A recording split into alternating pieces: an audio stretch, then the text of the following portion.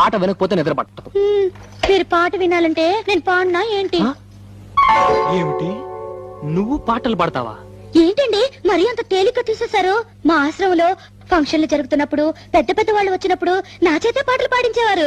పాటలు పాడుతున్నప్పుడు ఒకటే చప్పట్లు చప్పట్లు కొట్టే కొద్దీ నేను పాడేదాన్ని. మరి ఇన్ని రోజులు నాకెందుకు చెప్పలేదు డార్లింగ్? ఏదో ఒకటి వదులు. తలుపులు ముయ్యండి. ఏ ఎవరిని వింటారనా? కాదండి, నా పాట మీరు తప్ప మీరు ఎవ్వరూ వినకూడదు. నా పాట మీకే అంకితం. ఓ ఏం కొట్టేవి నచ్చలక. వస్తానుండు, నీ పాట నాకే అంకితం. ఓకే, ఏది పాడు.